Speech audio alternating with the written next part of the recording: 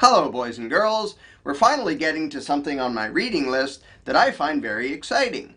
I will be reading this to you because of Newsweek's recent article lamenting how those crazy conspiracy theories are messing up responsible policies, and all the kooky wackos out there believing this stuff is just making the national discourse ridiculous. In light of that, I would like to read from the documents from Operation Northwoods, which were recently declassified. If you would like, you can go online, do a search for Operation Northwoods PDF, find the scanned documents, and then, boys and girls, you can read along at home.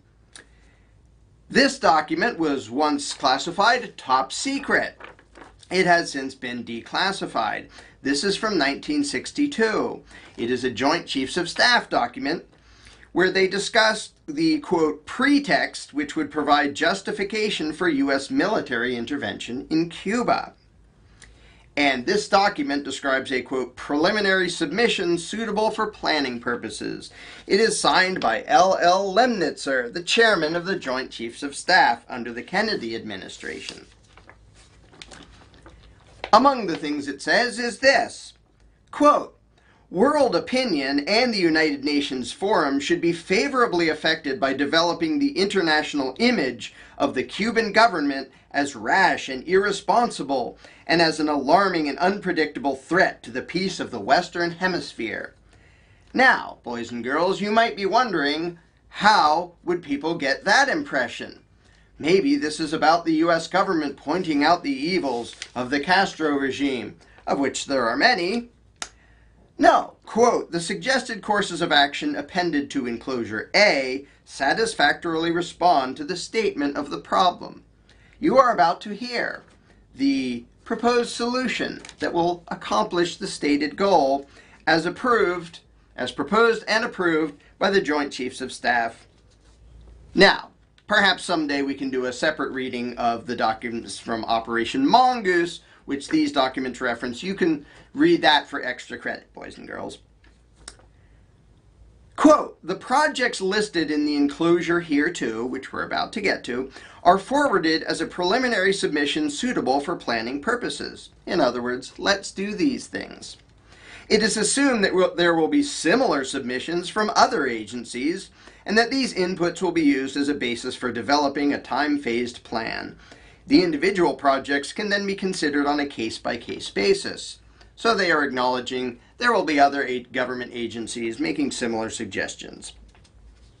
The desired resultant from the execution of this plan would be to place the United States in the apparent position of suffering defensible grievances from a rash and irresponsible government of Cuba, and to develop an international image of a Cuban threat to peace in the Western Hemisphere. Golly, boys and girls, how do you think they're going to create that image?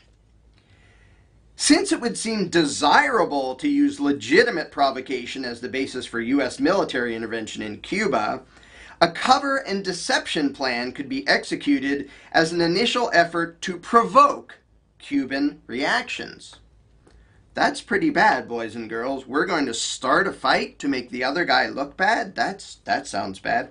Harassment plus deceptive actions to convince the Cubans of imminent invasion would be emphasized. Our military posture throughout execution of the plan will allow a rapid change from exercise to intervention if Cuban response justifies. Number 2. A series of well-coordinated incidents will be planned to take place in and around Guantanamo to give genuine appearance of being done by hostile Cuban forces. That's called false flag operations, boys and girls, where you commit unjust acts and then blame it on somebody else. Incidents to establish a credible attack include the following. Start rumors, many, use clandestine radio. Land friendly Cubans in uniform over the fence to stage attack on base in Guantanamo. Capture Cuban friendly saboteurs inside the base. Start riots near the base main gate. Friendly Cubans starting those riots. 5. Blow up ammunition inside the base. Start fires. 6. burn aircraft on airbase, parentheses, sabotage. 7. Lob mortar shells from outside of base into base, some damage to installations. 8. Capture assault teams approaching from the sea or vicinity of Guantanamo City. 9. Capture militia group which storms the base. 10. Sabotage ship and harbor, large fires, naphthalene. 11. Sink ship near harbor entrance. Conduct funerals for mock victims. United States would respond by executing offensive operations to secure water and power supplies, destroying artillery and mortar emplacements which threaten the base. C. Commence large-scale United States military operations. Do you understand, boys and girls? This is the U.S. government planning to carry out false flag attacks in order to justify a prolonged military action which would cost lots of lives of soldiers and civilians on both sides for years to come. Number 3. A Remember the Maine incident could be arranged in several forms. Now, boys and girls, for extra credit, you can look up the USS Maine, which these documents are essentially admitting was sunk by the United States government. They sunk their own ship in order to get public support for military action against Cuba. So let me back up. A Remember the Maine incident could be arranged in several forms. Quote, we could blow up a U.S. ship in Guantanamo Bay and blame Cuba.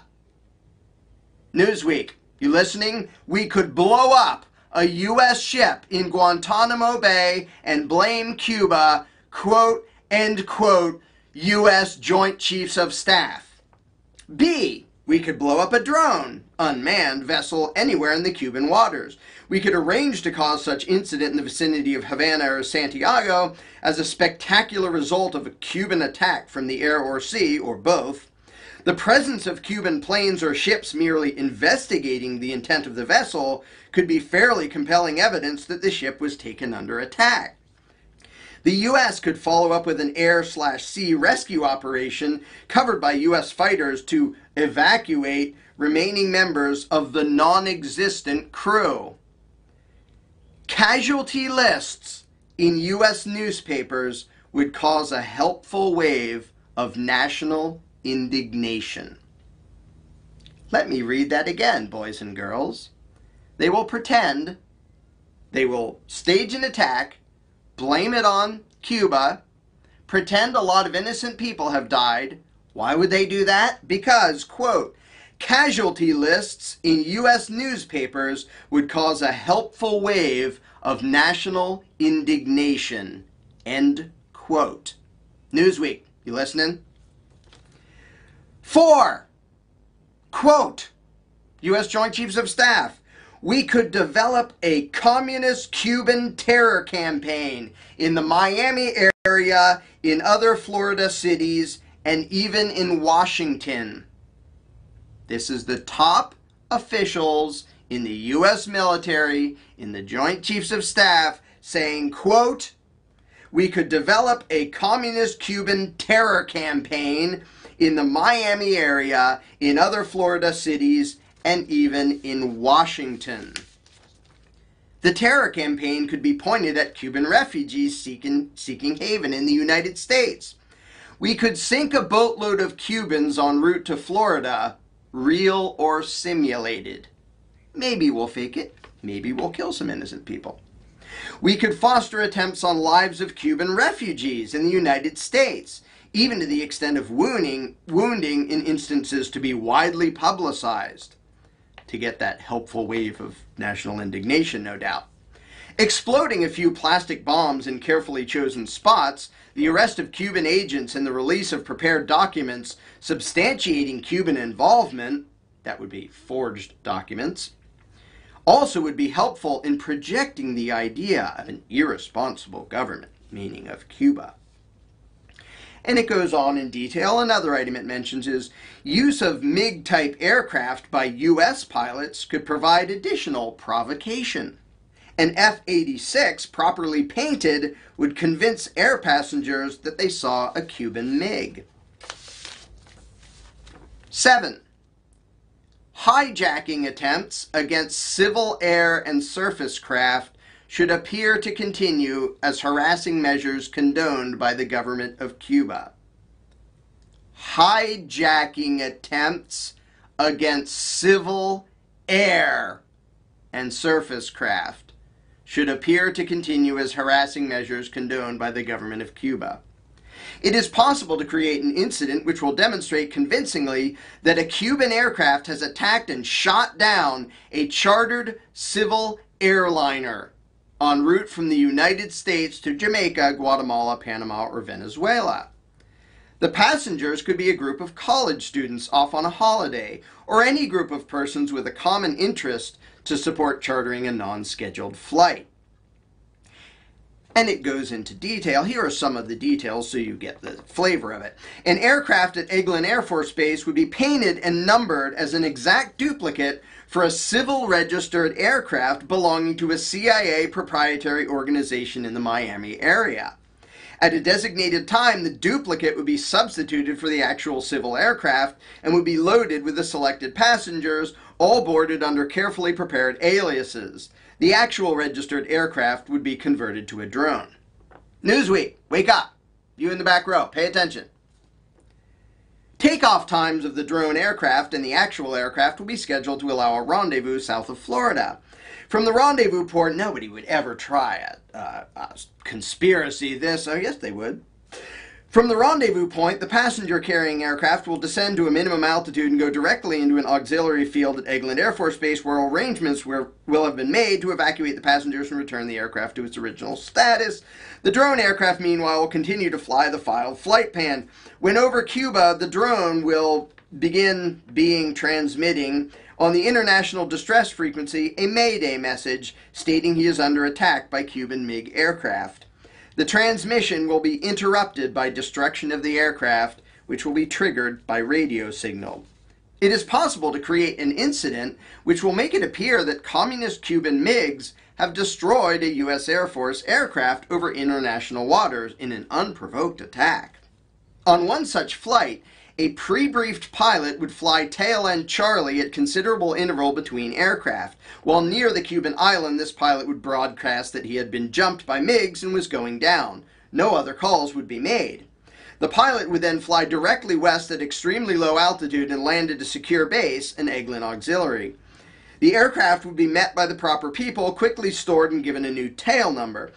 The pilot who had performed the mission under an alias would resume his proper identity and return to his normal place of business. The pilot and the aircraft would then have disappeared.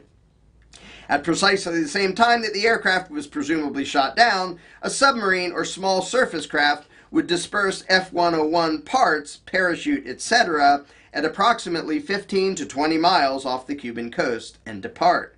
The pilots returning to Homestead would have a true story as far as they knew. Search ships and aircraft could be dispatched and parts of aircraft found. The end, boys and girls.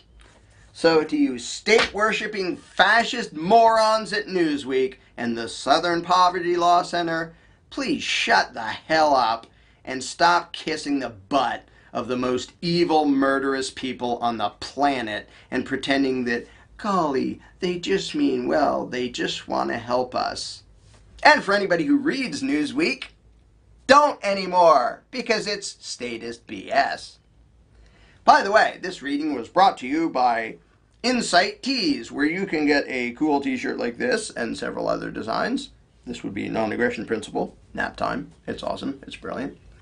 Until our next story time, boys and girls, remember, don't ever trust the people who claim the right to rule you.